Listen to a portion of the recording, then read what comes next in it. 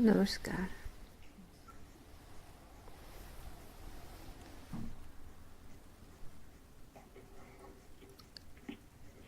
In the halls of eternity,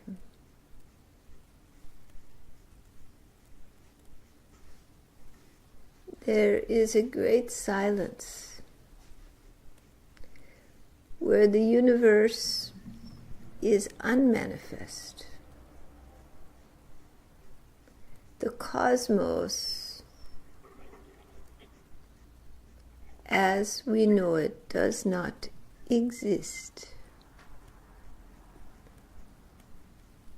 This is not a time of then with a time of now and a time of where there will be no universe again.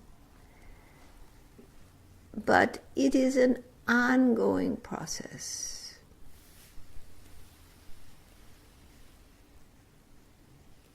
There is still this silent place, this silent existence where the universe is unmanifest. And that silent, unmanifest existence can be accessed by consciousness when it is freed from all bondages of the gunas, when there is nothing holding consciousness into manifestation. So it was not a then as opposed to now, but rather an essence that always has been.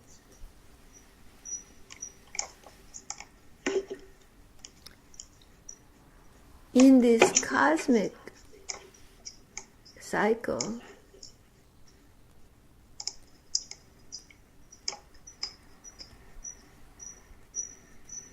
there is an awareness that comes, awareness of being. And in that self-aware existence arises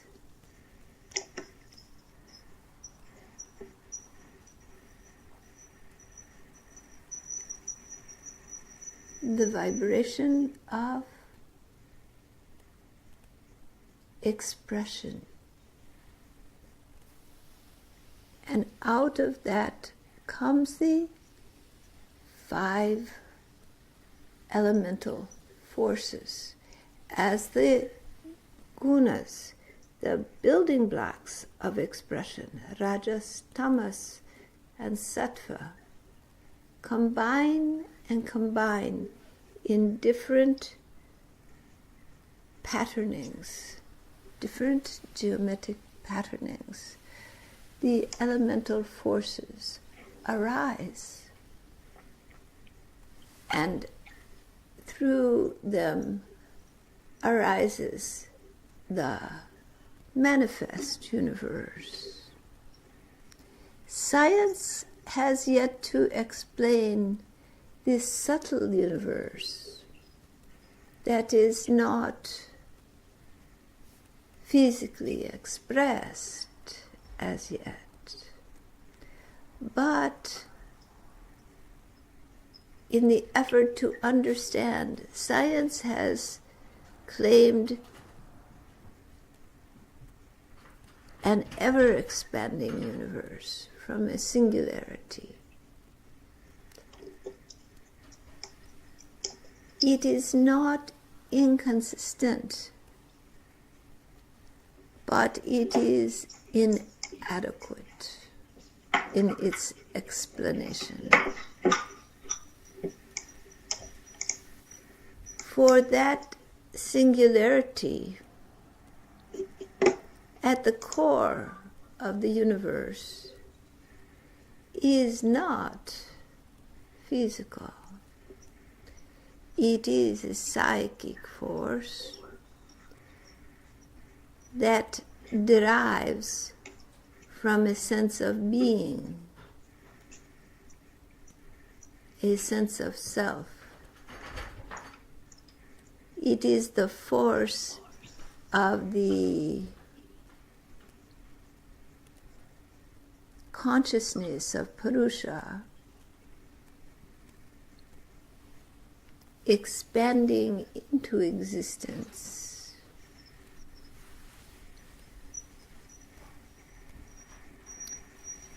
And then expanding outward.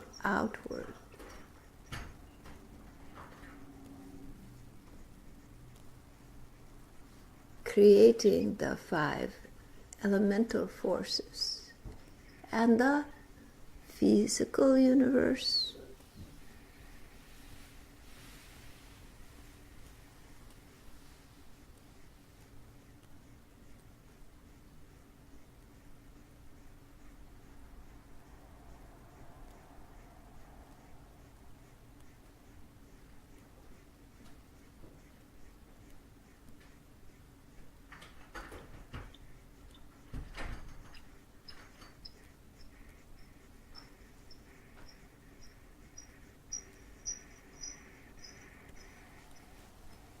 There is no relationship between Jatasfoto and this expansive process, which is really a contractive process of consciousness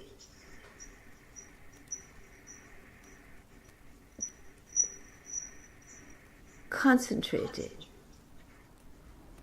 into matter. Jatasfoto occurs when there is an excess, and therefore the tension in matter grows too great.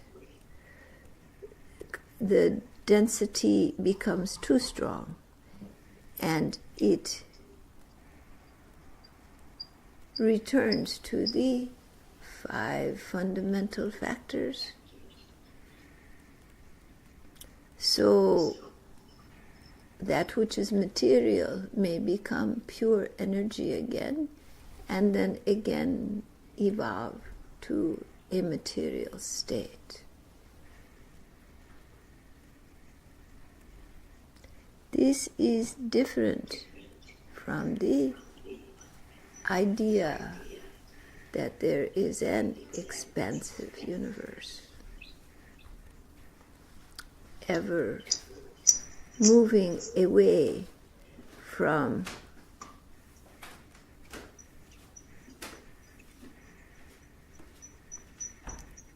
a force that pushes it.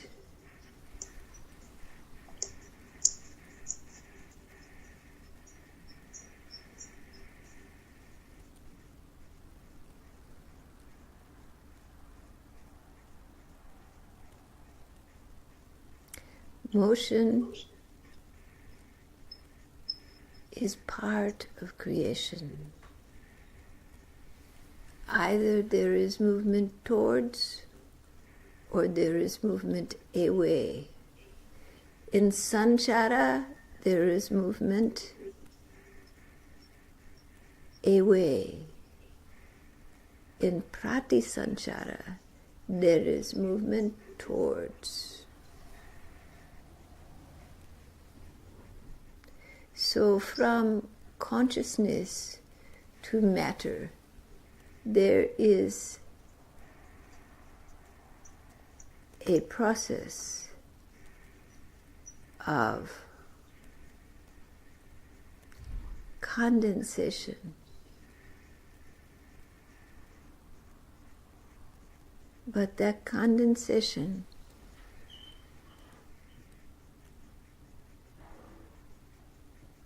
causes a physical explosion.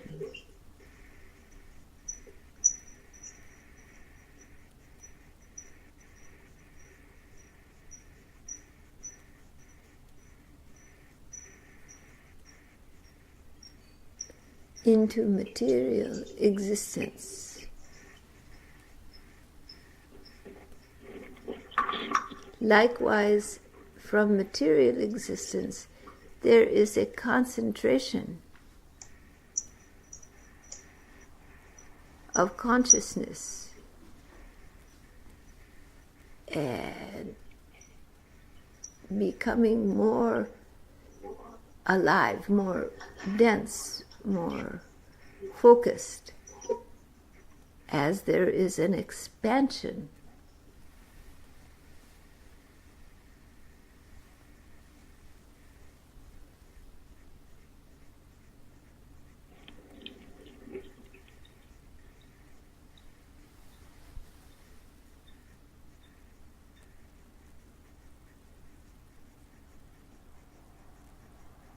and the material falls away.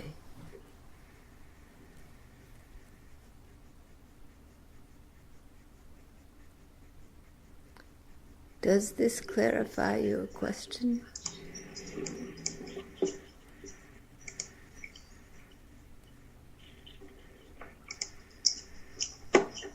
Yes, thank you very much. Thank you.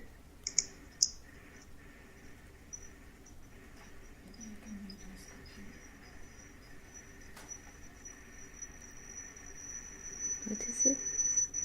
Maybe they can mute their computers and we're not talking.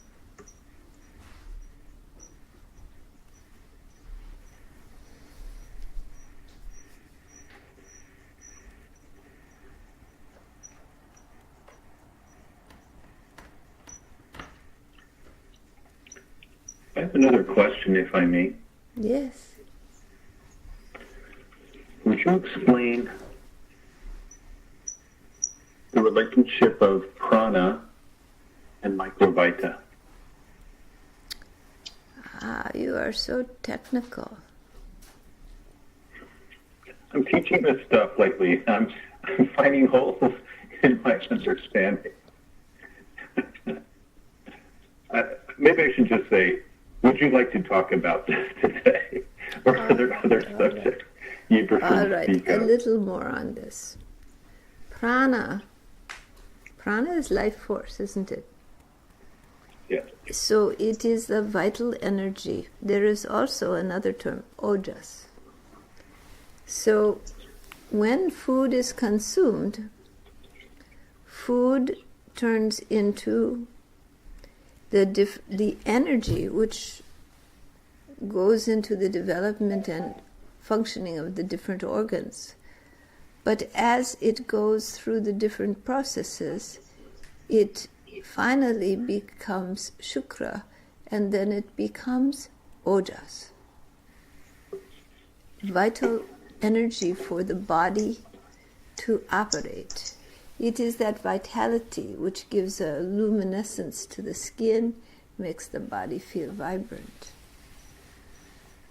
But when you have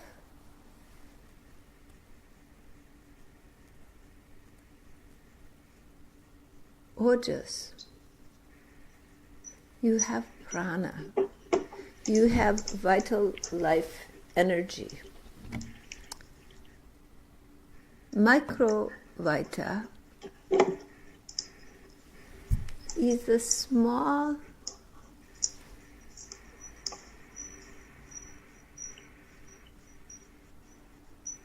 essence, the particles that are neither matter nor just energy, they are particles, very, very small. These life force components are subparticles. Just between wave and particle, it is a component element of life. So when matter begins to develop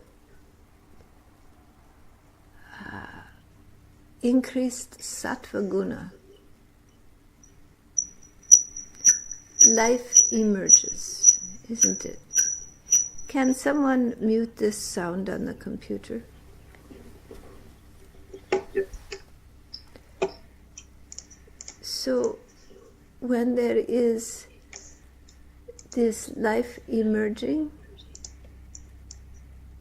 then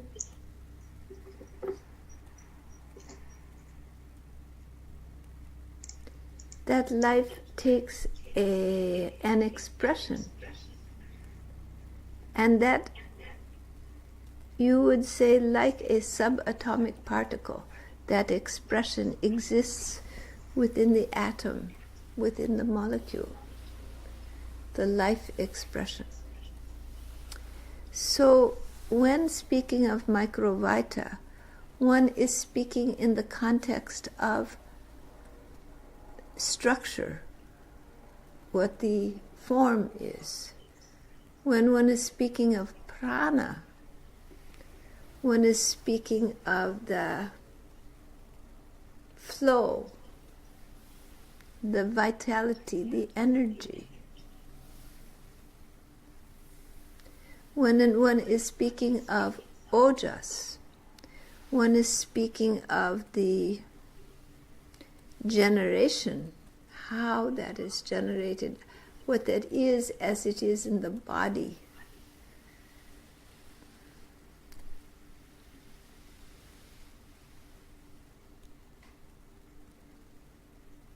Without prana, there is no life.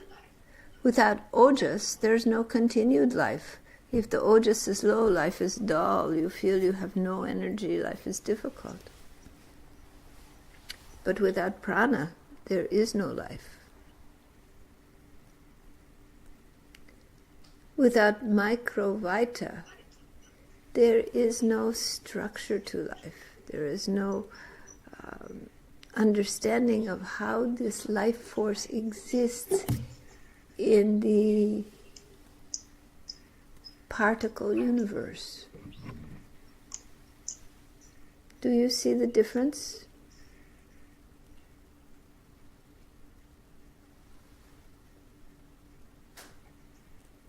So we know that there's a great deal of prana that's generated by the earth itself, through the pressures at the core of the earth and the emanation of that. That is correct. So that is the so source this of prana, life force on this planet. Yeah. So all living beings are feasting or channeling that life force of the earth, isn't it correct? They are not channeling, they are being expressed. They are all the living beings upon the planet Earth are forms of the Mother Earth. She divides into a multiplicity of forms and concentrates form again. This is what we have just been talking about, have we not? Yeah. It goes the same patterning.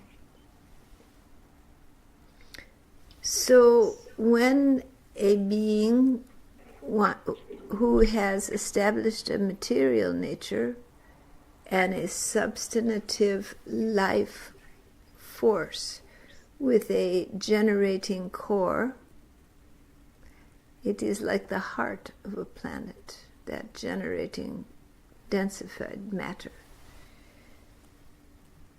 And when there is a life core producing microvita, and the being is alive, there is a natural pull to evolution of consciousness. Consciousness wants to emerge from matter. And so the diversity of evolution, the earth takes a multiplicity of forms. But they are all the forms of one entity, fed by the life force evolved from and living by the vital force that is the collective heart of their life. In the core of the being, in the core of the earth in this case. As earth explores and expresses evolution, moving more to greater and greater heights of conscious awareness, greater and greater concentration of consciousness, and expansion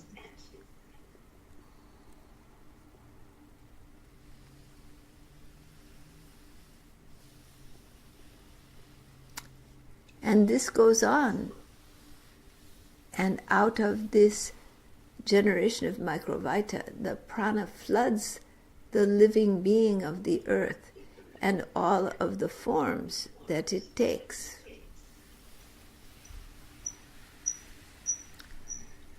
Until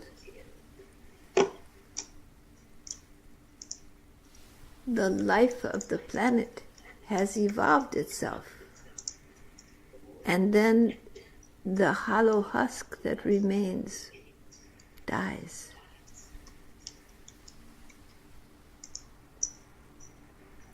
This is the nature of life and death. Life involves microvita, prana, and then the production of that mechanically within the living structures requires the intake of other life to produce the life in the body, the ojas. So food is required.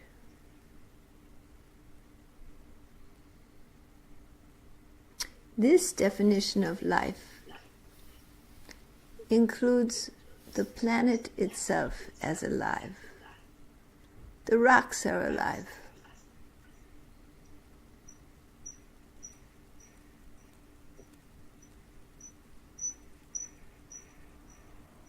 The planet is alive, producing the life that flourishes upon it.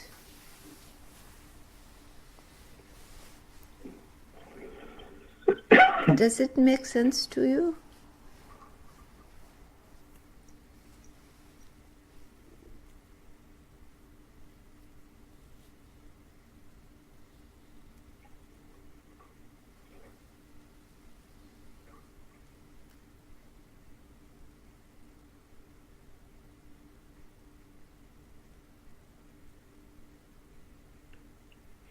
Bobby, you said that microvita structures prana, or provides a structure for prana. Did I get that correctly? No. Microvita is the tiny life. It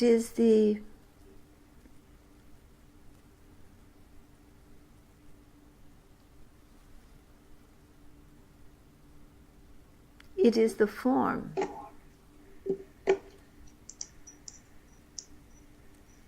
of life vital in the physical universe.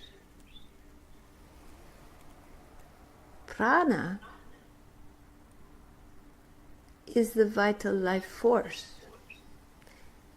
the subtle energy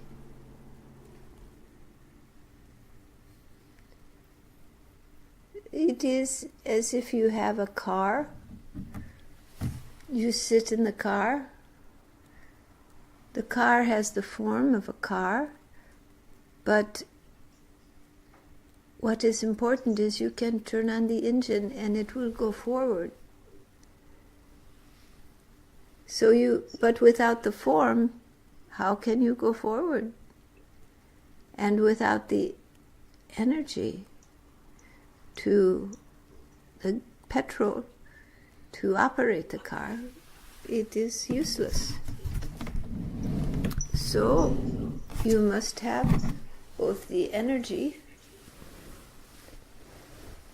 generated in the form and the form that that energy takes.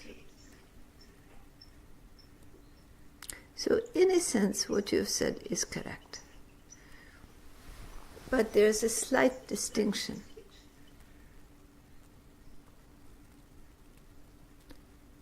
Microvita is not the form of prana. It is the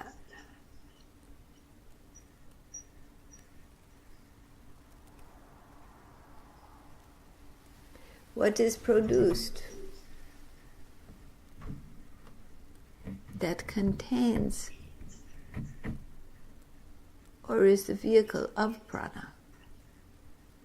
So it is not its form, it is its production.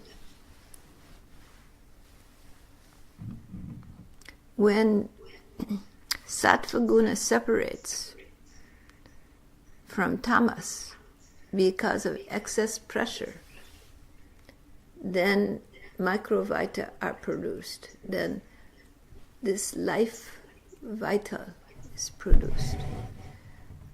And the life vital feeds on a kind of energy that is different from what the physical universe feeds on. It feeds on prana. So prana is the food of microvita.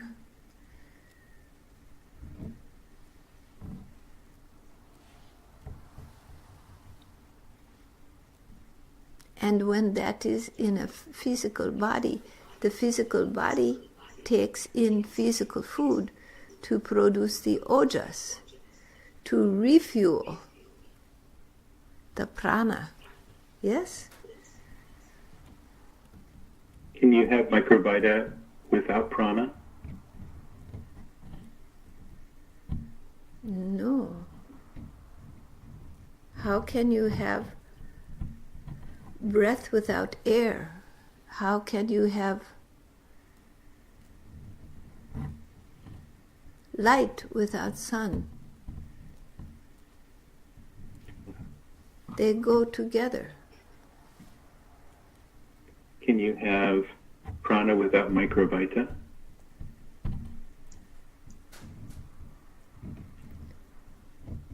There would be no source to produce the prana and to contain the prana.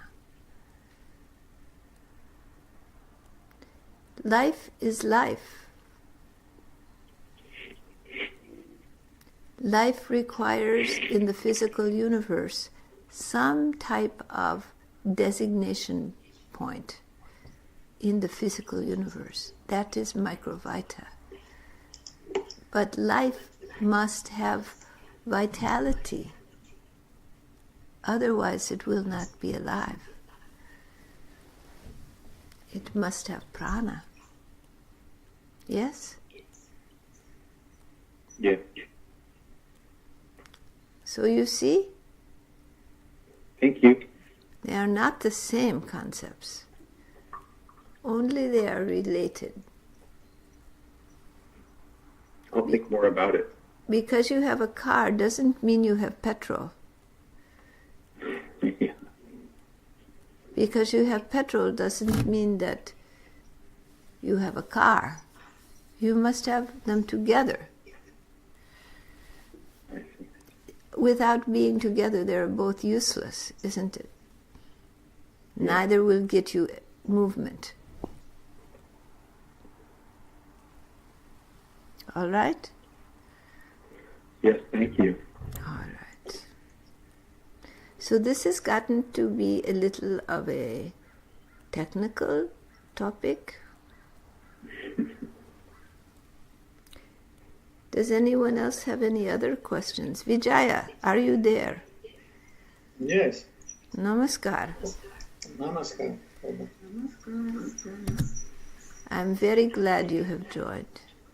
Yes, I'm very glad to join. Yes. So do you have any questions? Perhaps a Well, little different. not, yeah, maybe they're more about the awakening, but nothing particular now. I just decided to join here. All right. You see, his questions are about a different concern. He is concerned about how to awaken to divine awareness, to enlighten consciousness, how to get out of the illusion of duality and find wholeness.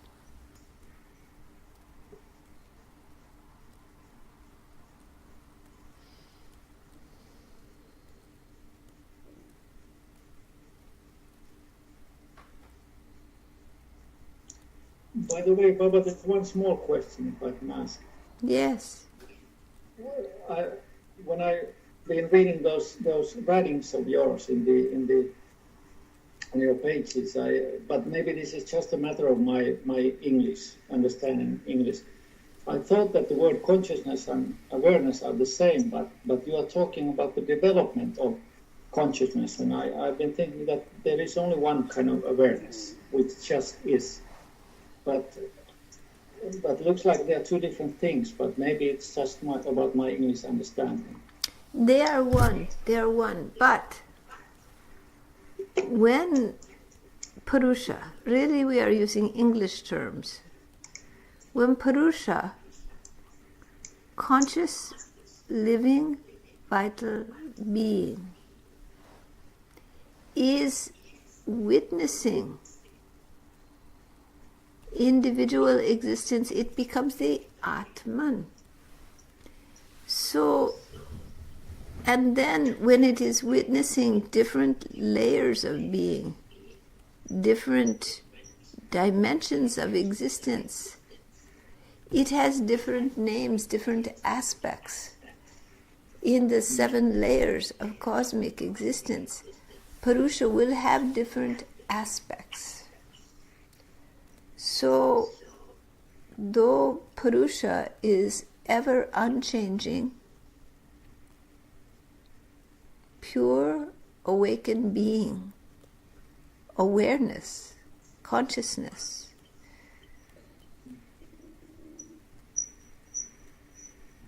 it, according to what the witnessing it is in the witnesship of, it will be in a different aspect because it is in association with the witnessing. So,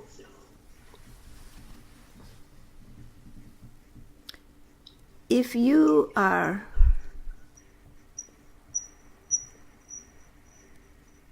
watching a technical scientific video and you are completely absorbed in trying to understand the information, your consciousness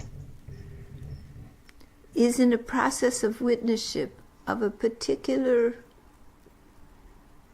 type of reality, and you become completely absorbed in that.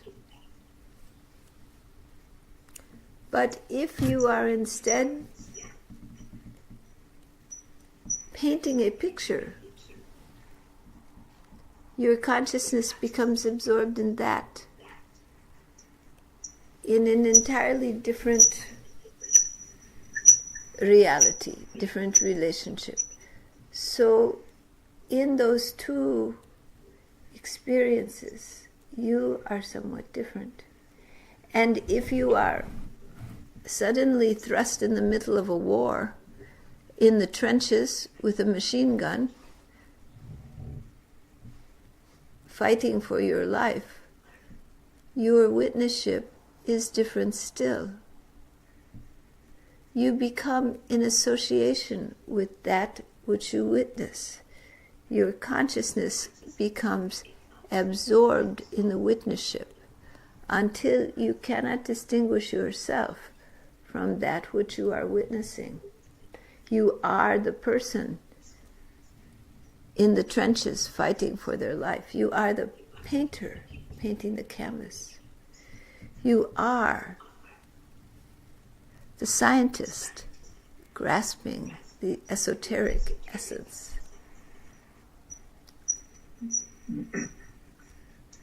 Really, you have never changed.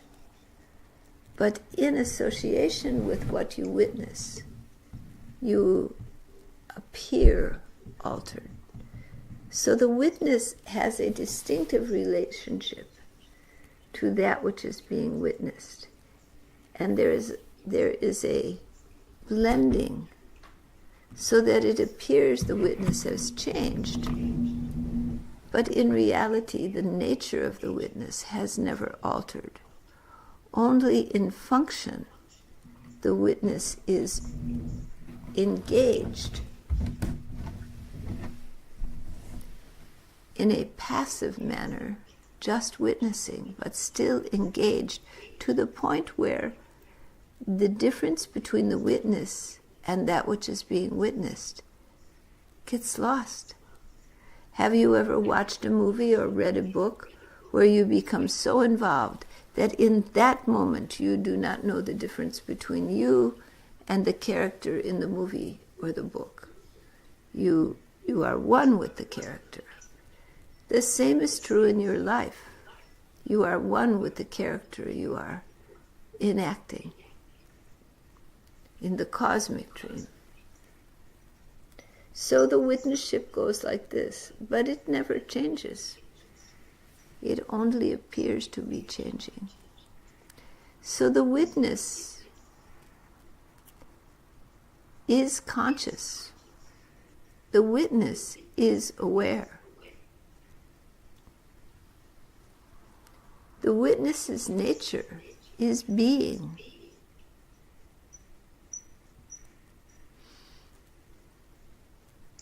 Pure, untarnished. But being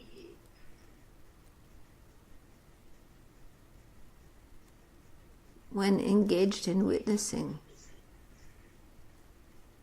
takes on the qualities and characteristics of that which it witnesses.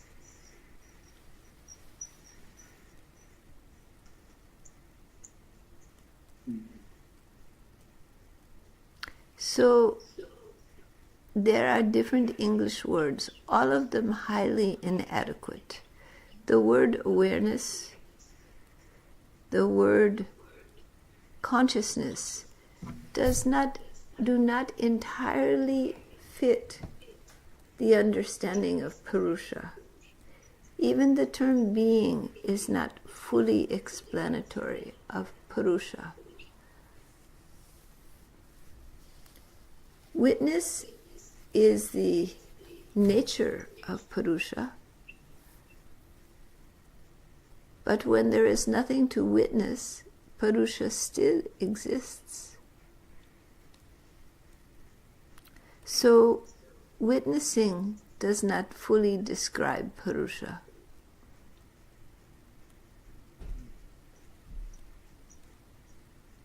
That is why many times a variety of English terms are used to try to gain a general understanding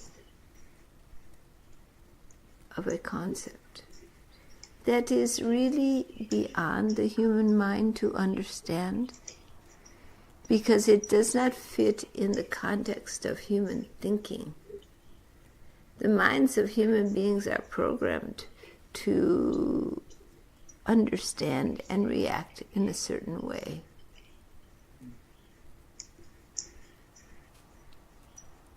Some concepts do not fit into that. All right? All right.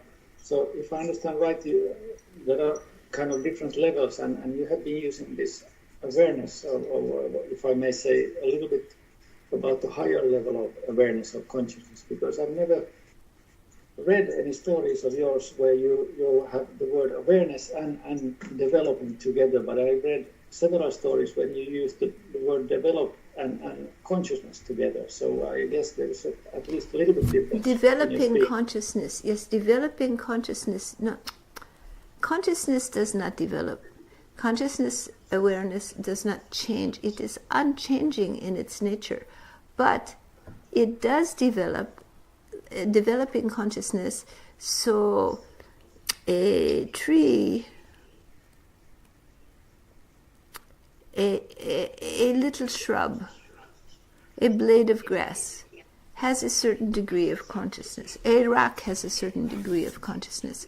But as it moves in evolution, it becomes a tree, it becomes an animal, it becomes a mammal. You can say it is developing consciousness because its conscious awareness is growing in magnitude, isn't it? Oh, yeah. Yes. But has consciousness developed? No. Consciousness has always been as it is. Yeah. But it is being freed from tamas, from the static force, which makes it unaware of itself, to a state of greater and greater awareness. Greater and greater capacity of attention.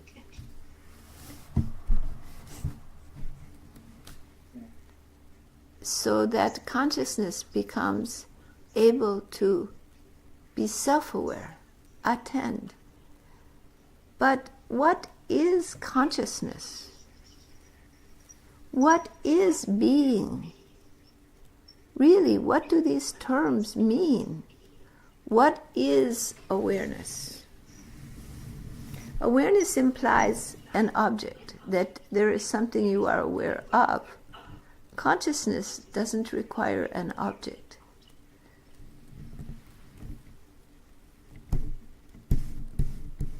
There is nothing that being, that Purusha need be aware of. Purusha is sufficient unto itself.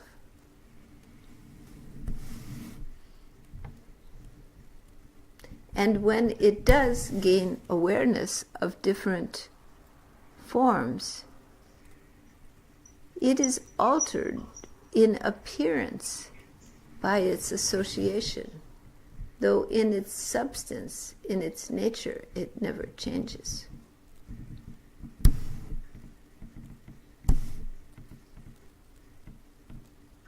Could we say here in manifested word that the beingness and awareness are the same? Yes.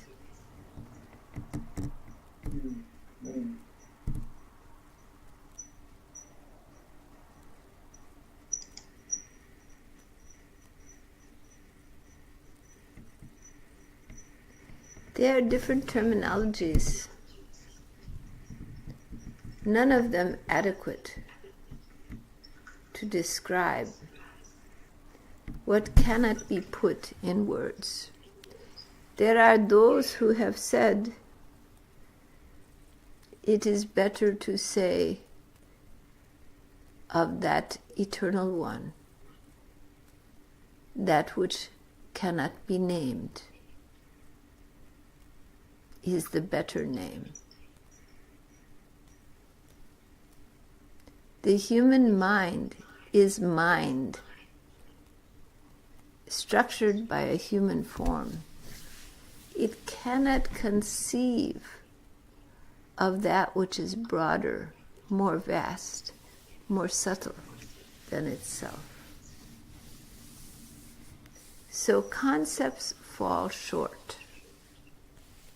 Words become inadequate.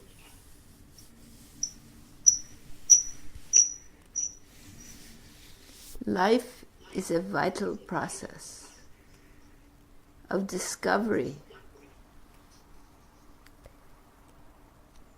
And when the discoveries become truly significant, they have no names. Yes, I remember those first experiences a few years ago, but when I really could see the difference between the minds and conceptions and ideas and thoughts and everything. And it was really confusing. I mean, in this framework work, what I'm used to realize that you are fully something which you are, in a way, you are not at all, nothing, in a way. It was really confusing. I mean, in this framework, what I'm used to. A short few seconds experience. Yeah. When really seeing all these ideas and things, and you can see that you are not them because you are aware of them. But who is this which is aware of them? It's kind of nothing. That's what I thought in the first place, you know. Yes. Who are you? What are you? Consciousness is a nice pat word. So is awareness. What do they mean? What are you? Who are you? You are not your ideas. You are not your beliefs. You are not your thoughts. You are not your emotions.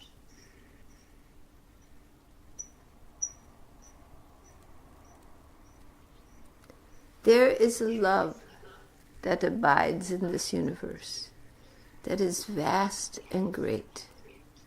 There is a beingness, a higher intelligence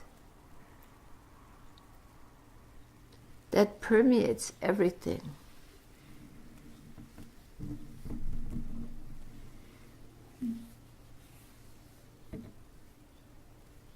Some people talk about awareness.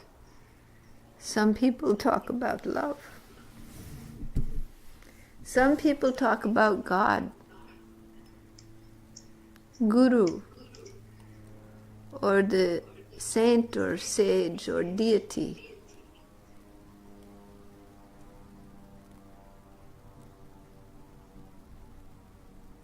People strive to conceive of the inconceivable.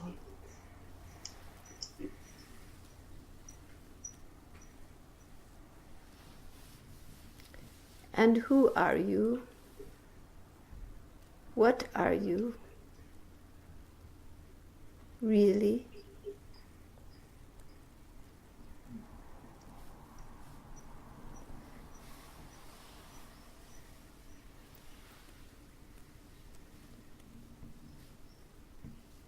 Yeah, it's a confusing paradox. It's like Robert Spira said once, that the more you try, the more far away you go. Well, you have to understand the word try in a certain way, but you know, on this manifested world, it's an interesting paradox. Yeah, I mean, the more far away you go from this type of understanding we were talking about.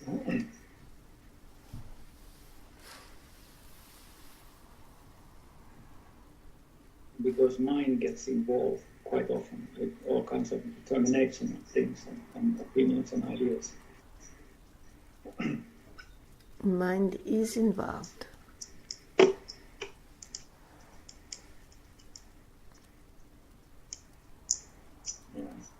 But what is your mind composed of?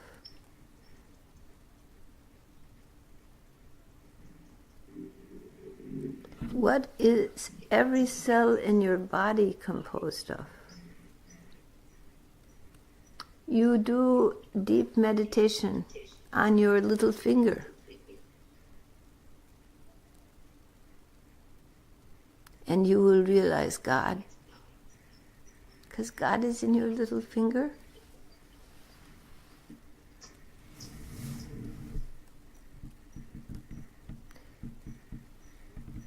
There is a stillness at the core of the universe.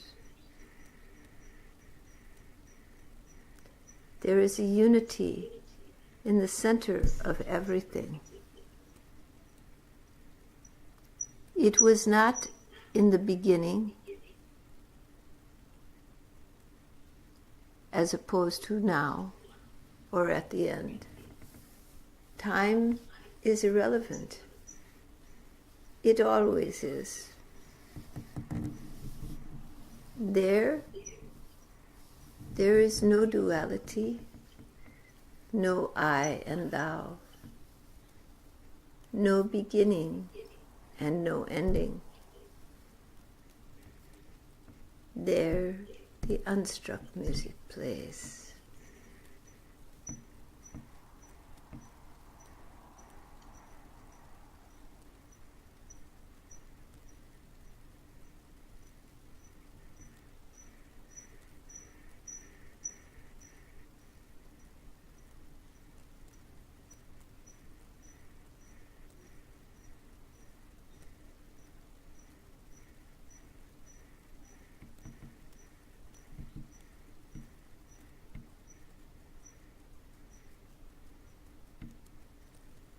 Yes.